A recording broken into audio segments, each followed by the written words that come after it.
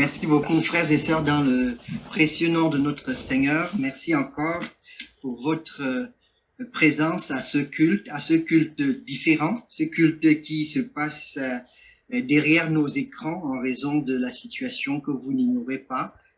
2022. Nous allons lire pour ce début de l'année le premier chapitre du livre d'Esther. Et avant de le faire, j'aimerais remercier particulièrement toute l'équipe qui s'est chargée de l'organisation de ce culte, particulièrement l'équipe musicale qui a fait un choix de chants très, très à propos par rapport non seulement au texte, par rapport à toute l'adoration. Merci encore une fois de plus, que l'Éternel vous bénisse.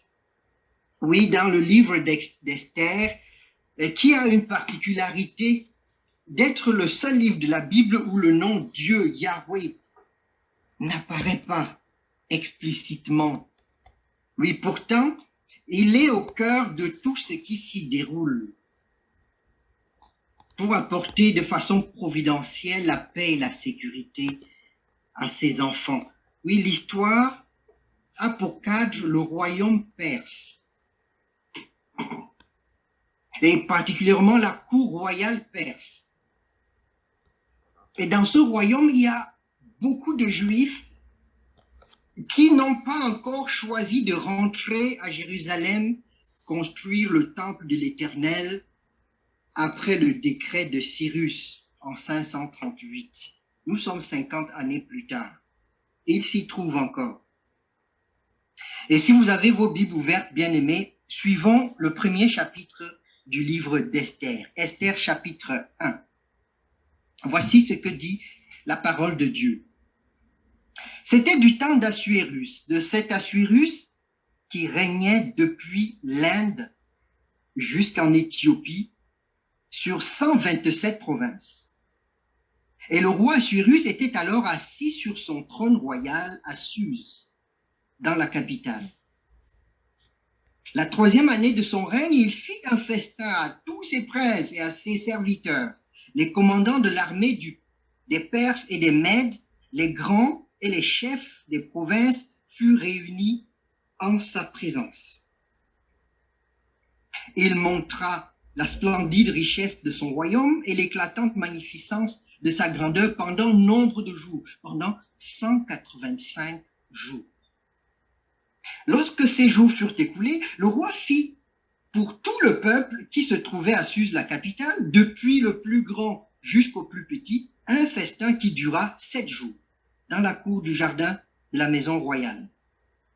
Des tentures blanches, vertes et bleues étaient attachées par des cordons de byssus et de pourpre à des anneaux d'argent et à des colonnes de marbre. Des lits d'or et d'argent reposaient sur un pavé de porphyre, de marbre, de nacre et de pierre noire. On servait à boire dans des vases d'or de différentes espèces et il y avait abondance de vin royal grâce à la libéralité du roi.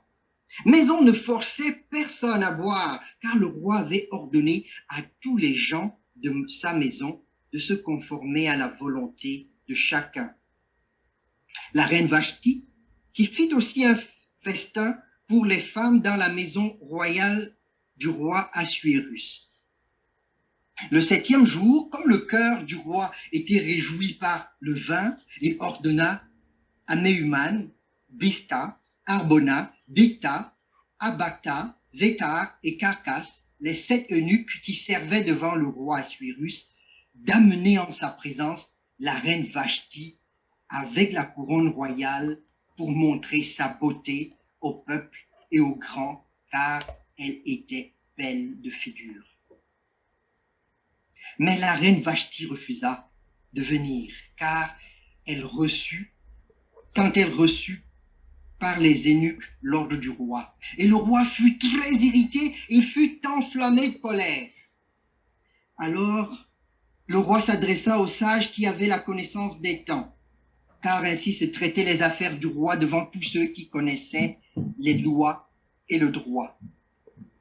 Il avait auprès de lui Karshena, Shetar, Admata, Tarsis, Mérès, Marséna, Memucan, 7 princes de Perse et de Médie qui voyaient la face du roi et qui occupaient le premier rang dans le royaume. Quelle loi, dit-il, faut-il appliquer à la reine Vashti pour n'avoir point exécuté ce que le roi Assuérus lui a ordonné par les eunuques? Memucan répondit devant le roi et les princes. Ce n'est pas seulement à l'égard du roi que la reine Vashti a mal agi. C'est aussi envers tous les princes et tous les peuples qui sont dans toutes les provinces du roi Assuérus. Car l'action de la reine parviendra à la connaissance de toutes les femmes et les portera à mépriser leur mari. Elles diront, le roi Assuérus avait ordonné qu'on amenât en sa présence la reine Vashti et elle n'y est pas allée. Et dès ce jour, les princesses de Perse et de Médie, qui auront appris l'action de la reine, la rapporteront à tous les chefs du roi. De là, beaucoup de mépris et de colère. Si le roi le trouve bon, qu'on publie de sa part et qu'on inscrive parmi les lois des Perses et des Mèdes avec défense de la transgresser une ordonnance royale, d'après laquelle Vashti ne paraîtra plus devant le roi Assuérus et le roi donnera la dignité de reine à une autre qui soit meilleure qu'elle. L'édit du roi sera connu dans tout son royaume, quelque grand qu'il soit, et toutes les femmes rendront honneur à leur mari, depuis le plus grand jusqu'au plus petit. Cet avis fut approuvé du roi et des princes, et le roi agit d'après la parole de Memucan. Il envoyait des lettres à toutes les provinces du royaume, à chaque province selon son écriture, et à chaque peuple selon sa langue. Elle portait que tout homme devait être le maître dans sa maison et qu'il parlerait la langue de son peuple. Prions notre Dieu. Ô tendre Père céleste, nous voici rassemblés en ta présence. Par le sang de Jésus-Christ, Seigneur, tu permets que nous venions en ta présence, sans avoir la crainte d'être chassés et d'être bannis. Père éternel, nous te demandons pardon. Pardon pour notre impatience lorsque nous ne voyons pas ta main agir. Pardon pour notre impatience lorsque nous manquons de confiance. Pardon pour notre impatience lorsque le doute nous envahit parfois subitement devant des situations contrariantes dans ce monde. Seigneur, donne-nous l'assurance dans le cœur que tu agis, même de façon inconnue de nous. Père, nous te prions de nous ouvrir les oreilles, de nous ouvrir le cœur, afin que nous recevions ta parole avec humilité. Au nom et pour l'amour de ton Fils Jésus-Christ. Amen. Oui, bien-aimés, le 1er janvier 2021, nous étions alors bien loin d'imaginer qu'à la fin de l'année, le monde serait, comme il est aujourd'hui, comparable à une vaste prison, où nos habitudes sociales seraient totalement chamboulées. Nous ignorions que le peuple de Dieu se rassemblerait de façon virtuelle pour lui rendre un culte. Mais gloire à Dieu, parce que 10 ans auparavant, nous n'aurions même pas cette possibilité. Oui, les mots et les expressions comme présentiel, virtuel, couvre-feu, vaccination, distanciation, port du masque ont été fréquents dans nos conversations cette année. Bref, nous terminons une année assez difficile où au-delà des pertes de nos proches, ou au-delà de la perte de santé pour certains d'entre nous, de la perte d'emploi pour d'autres, oui, la COVID-19 s'est invitée, s'est imposée à nous. Le sentiment d'insécurité est présent un peu partout, malgré les bonnes mesures que le gouvernement prend. Et beaucoup ont probablement posé la question, mais où est Dieu dans tout cela? Et certains de façon ironique, mais d'autres de façon bien sincère. Oui, son peuple a posé cette question avec sincérité, cherchant sa face. Et le livre d'Esther, tout entier, nous appelle ce matin, frères et sœurs, à contempler une fois de plus la providence de Dieu par laquelle il exerce un contrôle souverain sur tout ce qui se passe dans le monde pour le bien de son peuple. Oui, c'est pourquoi, en ce début d'année 2022, les enfants de Dieu d'ici et d'ailleurs doivent vivre toutes les péripéties de la COVID-19 et bien d'autres contraintes dans ce monde passager sans perdre de vue que Dieu veille, sans perdre de vue que nous sommes citoyens d'une autre patrie, le royaume éternel de Dieu. Voilà autour de quoi nous allons bâtir notre message de cet après-midi. Frères et sœurs, Dieu est souverain. Il exerce un souverain contrôle dans les affaires du monde, dans les royaumes terrestres éphémères de ce monde. Oui, assurer la paix, assurer la sécurité des citoyens, voilà le rôle principal de tout gouvernement. Et ceci était vrai aussi pour le royaume perse. Malheureusement, le chapitre 1 que nous venons de lire plante plutôt le décor de la fragilité de ce royaume terrestre. Et c'est la même chose pour les gouvernements terrestres.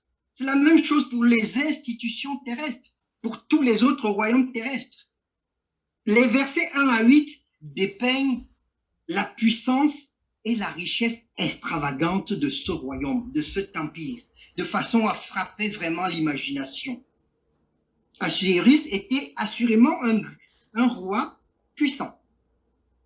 Il régnait de façon effective, pas par procuration. Dès le premier verset d'Esther, nous voyons, c'était du temps de cet Assuérus qui régnait. Il régnait effectivement. Au verset 2, il était assis sur son trône. Au verset 3, il fit un festin.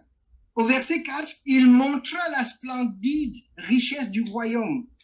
Et plus loin, au verset 7, on trouve, il a même donné l'ordre pour la consommation pendant les festins qu'il avait donnés.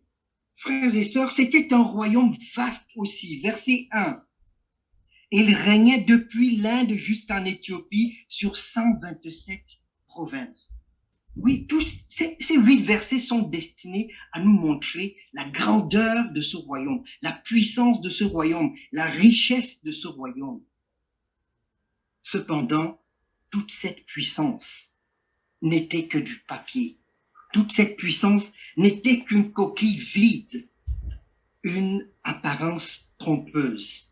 En effet, la fragilité de ce royaume va être étalée au grand jour lorsque la reine Vashti va refuser d'apparaître en présence d'une assemblée en état d'ivresse. Au verset 12, nous voyons lorsque le roi Assuérus a envoyé une escouade de 7 eunuques pour faire venir Vashti, verset 12, mais la reine Vashti refusa de venir.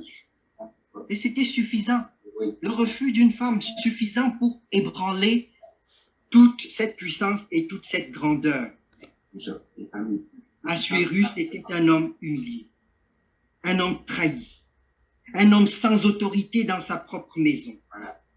La Perse n'était qu'un royaume éphémère, qui remplaçait d'ailleurs un autre royaume éphémère, parce que vous savez qu'avant la Perse, c'était l'empire babylonien.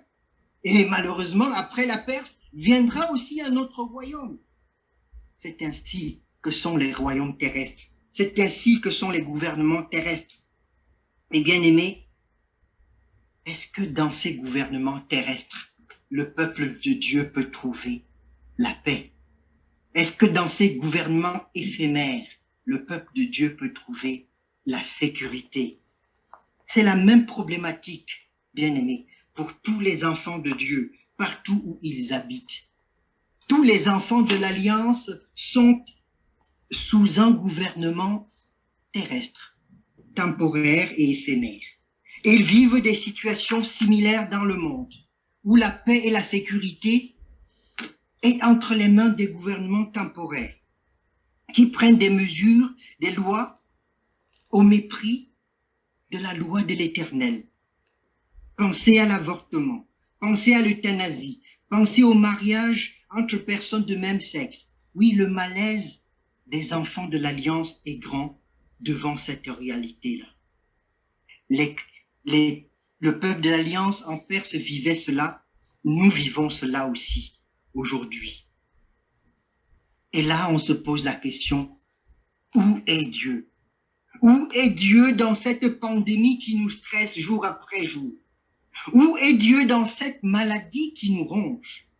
Où est Yahweh, le Dieu de l'Alliance qui a délivré nos pères de l'esclavage en Égypte? Où est Dieu dans ce conflit qui déchire notre famille? Où est Dieu dans ce conflit qui déchire notre conseil d'anciens? Où est Dieu? Dans le cas des Juifs, comme dans notre cas, la tentation de baisser les bras est grande.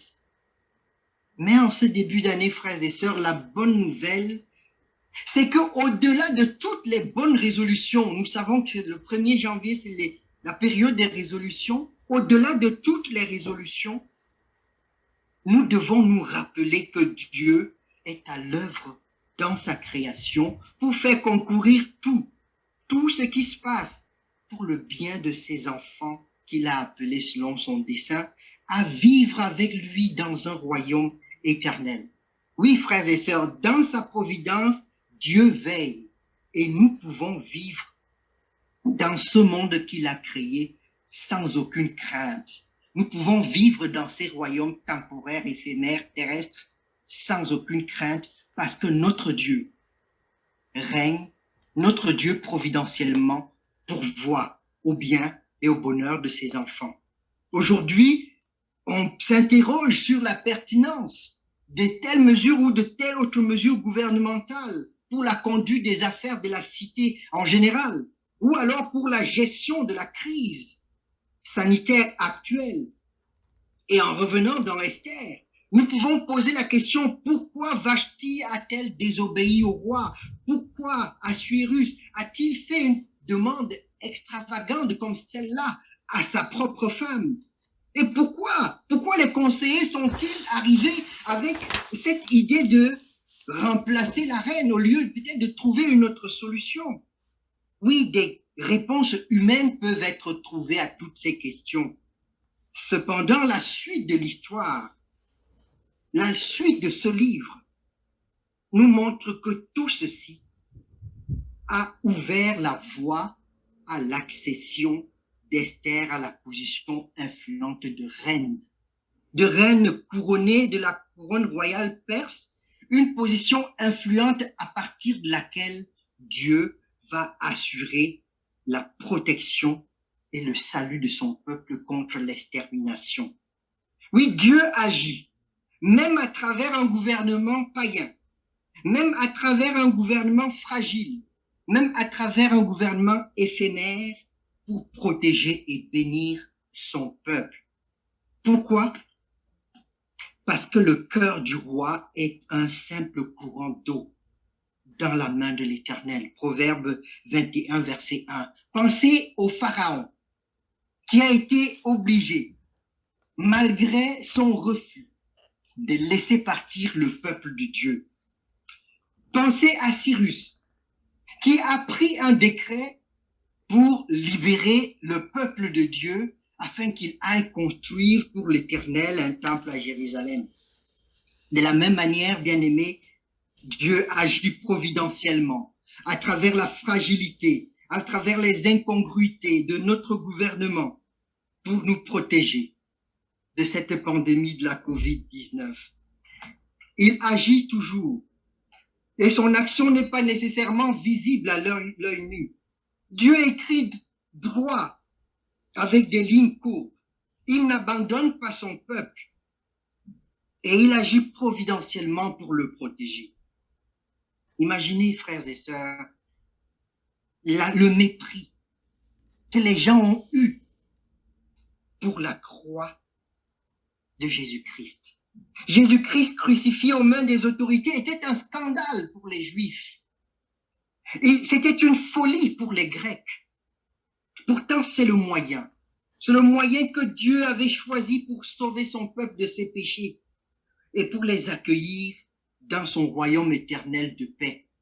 Frères et sœurs, nous sommes ce peuple-là. Nous sommes le peuple de ce royaume que Dieu accueille paisiblement. Oui, royaume de paix, royaume éternel de paix, parlons-en justement. Parce que dans le livre d'Esther, ou le chapitre 1 particulièrement, nous sommes invités encore à ôter nos yeux des royaumes terrestres éphémères pour nous focaliser sur le royaume éternel de notre Dieu. Les citoyens de ce royaume sont des enfants de Dieu qui vivent en paix avec Dieu, dans une paix qui est sans mesure. Mais les choses n'ont toujours pas été ainsi. Non, ce royaume s'est révélé progressivement depuis le jardin d'Éden, mais comme Adam chassé du jardin d'Éden, comme Vashti chassée de la présence du roi Assuérus, tout le peuple de ce royaume était rebelle à Dieu et méritait d'être banni de sa présence sainte. Mais dans sa grâce, frères et sœurs, dans sa grâce, Dieu nous a aimés. Il nous a aimés en envoyant son Fils unique, Jésus-Christ. Jésus-Christ nous a aimés. Il nous a aimés en donnant sa vie en rançon pour des rebelles sans attrait, afin que nous vivions la paix de Dieu dans son royaume. L'Église, quoique imparfaite, est un développement de ce royaume de paix. Oui, frères et sœurs, Christ est l'époux. L'époux qui n'a pas regardé l'Église comme un objet à exhiber pour satisfaire son orgueil de puissance, pour satisfaire ses caprices. Non, au contraire, il a aimé l'Église au point de donner sa vie pour elle.